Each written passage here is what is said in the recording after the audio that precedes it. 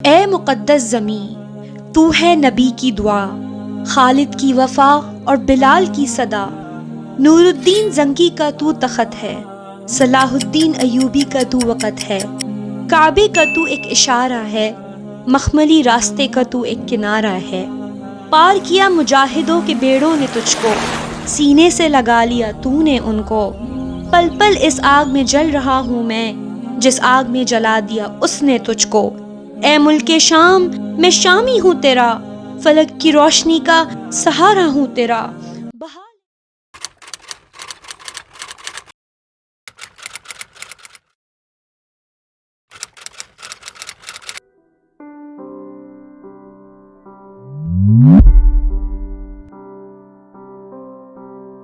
الیپو میں اس وقت سناٹا تھا، رات اندھیری تھی، ہوک کا عالم تھا، لوگ اپنے اپنے کیمپس میں دبکے ہوئے سو رہے تھے۔ انہی کیمپس میں سے ایک کیمپ تھا جس میں بھائی حسین اپنے 2 بچوں کے ساتھ رہتے تھے۔ ایک کا نام تھا صفیہ اور دوسرے کا نام تھا فرید۔ صفیہ 7 سال کی تھی اور فرید 6 ماہ کا۔ بھائی حسین کی جو وائف تھی وہ بھی ان کے ساتھ رہتی تھی، ظاہر ہے ان کی وائف تھوڑی بیمار تھی، تھوڑی بھوجی ہوئی سی، 2 بچوں کو سارا دن سنبھالتی، کیمپس کے کام کرتی اور رات میں تھک ہار کے سو جاتے۔ کہانی کو آگے بڑھانے سے پہلے ہمیں یہ تو پتا ہو کہ الیپو ہے کس جگہ کا نام۔ اصل میں الیپو سیریا کا ایک سٹی ہے، بہت ہی اینشینٹ اور قدیم شہر ہے۔ صرف یہ سیریا کا ہی نہیں بلکہ دنیا کا قدیم ترین شہر ہے اور سیریا کا لارجسٹ شہر ہے۔ الیپو کا عربک نیم ہے حلب اور حلب شہر کی بہت سگنیفیکنس ہے۔ کیوں؟ کیونکہ حلب شہر سے سلک روٹ کا ایک اینڈ لگتا ہے۔ جی، یہ وہی سلک روٹ ہے جو برسوں سے ٹریڈ کے لیے استعمال ہوتا آ رہا ہے۔ چلے آئیں تھوڑا سا اور جانتے ہیں سلک روٹ کے بارے میں اور حلب کے بارے میں۔ جب تک ہمیں کسی بھی شہر کی جیوگرافیکل لوکیشن پتا ہوگی نہیں تو ہمیں کہانی سمجھ ہی نہیں آئے گی کہ کہاں شروع ہوئی اور کہاں ختم ہوئی۔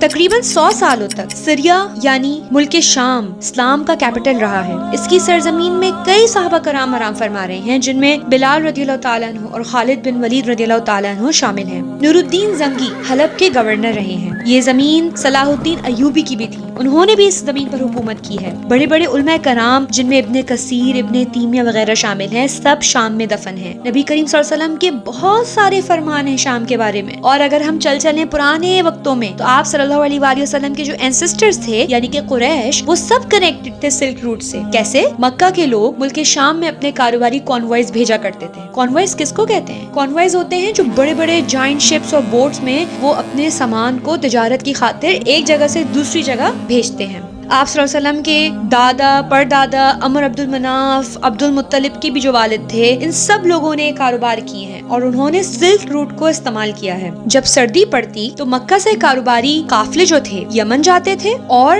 جب گرمیاں پڑتی تو کاروباری قافلے ملک شام جایا کرتے تھے۔ کیونکہ میڈیٹرینین سی اور یوفریٹس ریور کے بیچ میں حلب کا شہر پڑتا ہے، تو سلک روٹ کا جو ایک اینڈ تھا وہ سیریا میں حلب کے کنارے لگتا ہے۔ میڈیٹرینین سی کو بیسکلی سلک روٹ کہا جاتا ہے جو کہ سینٹرل ایشیا سے کنیکٹ کرتا ہے ٹریڈنگ کے سارے کاموں کو۔ اور سلک روٹ کو سلک روٹ کیوں کہا جاتا ہے؟ کیونکہ سلک روٹس کے ذریعے انڈین پیپر ہو گئی، پرشین فیبرک ہو گئی، سلک ہو گیا، ڈفرنٹ گڈز ہو گئی، سلور ہو گیا، گولڈ ہو گیا، جویلری ہو گئی، تو وول ہو گیا، اس قسم کے سارے سامان لوگ ٹریڈ کیا کرتے تھے۔ تو اب ہمیں پتا چل گیا ہوگا کہ حلب شہر اور خود سیریا جو ہے کتنا زیادہ سگنیفیکنس کا حامل تھا اور کتنا امپورٹنٹ یہ کنٹری رہا ہے اپنے ٹائم پہ۔ اس وجہ سے اس سونے کی طرح چمکتے ہوئے شہر پر برے لوگوں کی نظریں آ گئیں، اور یوں 2012 سے لے کے 2016 تک، بیسکلی اس سے بھی بہت پہلے سے لوگ، مختلف لوگ اور قبیلے اور برے لوگ، اچھے لوگ آتے جاتے گئے۔ کبھی اچھے لوگوں نے حکومت کری، کبھی برے لوگوں نے حکومت کری۔ پھر اس طرح ہوا یہ کہ 2012 اور 2016 میں الیپو میں برے لوگ آ گئے۔ برے کیا کہیں، لالچی کہیں، جانتے تھے کہ اس شہر کی جیوگرافیکل امپورٹنس کتنی زیادہ ہے۔ انہوں نے سوچا چلو آؤ قبضہ کر لیں، اور ہمیشہ ایسے ہی تو ہوتا آ رہا ہے۔ اور یوں اندھیری بدنما چادر کی طرح ظالموں نے اس کندن نما شہر کو ڈھیر بنا دیا۔ اس سٹی میں اتنی ڈسٹرکشن ہوئی کہ آج تک صفائی چل رہی ہے، بنائی چل رہی ہے، پھر بھی سمٹ نہیں پا رہا۔ بھائی حسین اور ان کا خاندان بھی اس ڈسٹرکشن کی زد میں آیا تھا۔ اپنے گھر سے بے گھر ہو کر آج وہ ایک سیرین ریفیوجی کیمپ میں ایک ریفیوجی کی حیثیت سے زندگی گزار رہے تھے۔ چلے آئے چلتے ہیں بھائی حسین کے کیمپ میں۔ بھائی حسین ٹھنڈی زمین پر بچھے اپنے بستر پر لیٹے ہوئے کچھ سوچ رہے تھے۔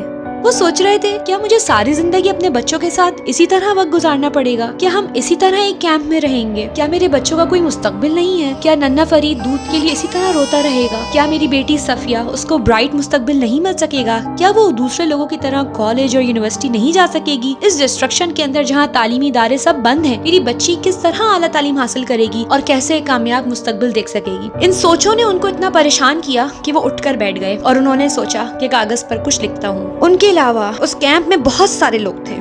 وہ سر اٹھا کر سوتے ہوئے لوگوں کو دیکھتے، پھر سر جھکا کر اپنے قلم سے کچھ لکھنے لگ جاتے۔ روشنی بھی صرف موم بتی کی تھی، لیمپ یا سیلنگ لائٹ تو تھی نہیں جیسے گھروں میں ہوتی ہے۔ اتنا کمفرٹ اور فیسلٹیز تو تھی نہیں وہاں کیمپ میں۔ موم بتی کی روشنی میں شیڈو بھی تھا، اس شیڈو کی وجہ سے انہیں لکھنے میں دشواری ہو رہی تھی۔ وہ اٹھ کر باہر آ گئے۔ بڑے سے میدان میں سفید رنگ کے کیمپوں کی چادر بچھی ہوئی تھی، جن میں ان جیسے ہزاروں ریفیوجی دکھے دلوں اور زخمی جسموں کے ساتھ، جگہ جگہ چوٹوں کے ساتھ، ذہنی پریشان اور تھکاوٹ کے ساتھ سو رہے تھے، آرام کر رہے تھے۔ ہوا میں خنکی تھی، آسمان روشن تھا، چاند کی روشنی آنکھوں کو بھلی لگ رہی تھی۔ وہ کوئی نظم لکھ رہے تھے اور چاند کی اس روشنی کو دیکھ کر افسردگی سے انہوں نے اپنی نظم کو پڑھنا شروع کر دیا۔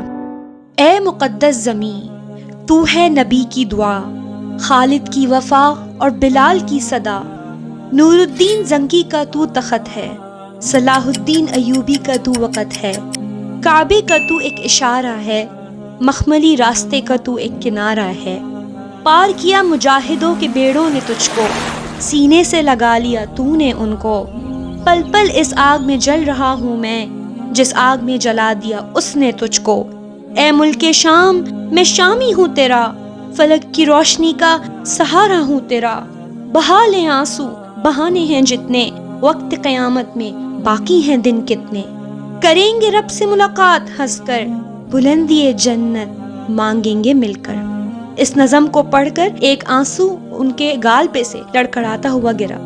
اچھے وقت کے انتظار میں، اور نہ صرف بلکہ اس مقدس زمین کے رہنے والے تمام شامیوں کے لیے دل سے دعا کی اور اندر کیمپ میں واپس چلے گئے۔ آپ کو کیا لگتا ہے ایک ریفیوجی کی زندگی کیسی ہوتی ہے؟ اس کی زندگی میں سکون نہیں ہوتا، پرائیویسی نہیں ہوتی، فیملی ٹائم نہیں ہوتا۔ ہر کیمپ کے لیے ایک باتھ روم ہوتا ہے جس میں کئی لوگ ہوتے ہیں جانے والے۔ جاب، کام، سکول، کچھ بھی پروڈکٹیوٹی کرنے کا وقت نہیں ہوتا، اور وقت ہو، چاہ ہو تو فیسلٹیز نہیں ہوتی، سامان میسر نہیں ہوتا، میڈیکل نہیں ہوتا، نہ ہی مزے مزے کے کھانے ہوتے ہیں۔ وہ لوگ ہمارے بھیجے ہوئے صدقے، خیرات اور زکوٰۃ کا انتظار کرتے ہیں۔ شکر کریں اپنی حالیہ زندگی کا، اپنے اطراف میں موجودہ نعمتوں کا، آزادی، سکون اور امن کا، کیونکہ یہ سب ہر ایک کو میسر نہیں۔ میں اپنے بچوں کو بتاتی ہوں کہ سریا، پیلسٹین، کشمیر یہ کوئی کہانیوں کی دنیا نہیں ہے، بلکہ آپ سے صرف 8 سے 10 گھنٹے دور وہ ملک ہیں جہاں کے بسنے والے ہماری جیسی زندگی کے صرف خواب دیکھتے ہیں۔ ہمیں چاہیے کہ ہم اپنے ریفیوجی بھائیوں کی اور تمام مظلوم مسلمانوں کی، اور صرف مسلمانوں کی نہیں، تمام عالم اسلام کے ان لوگوں کی جو اس وقت مشکل میں ہیں، ان کے لیے دعا کریں اور اپنی آزادی کے اوپر شکر کریں۔ اگر کہانی اچھی لگی تو اپنی رائے کمنٹ سیکشن میں دیجیے۔ If you liked my stories, please like, share and subscribe so I can make more stories. Jazakallah khaira. Assalamu alaikum.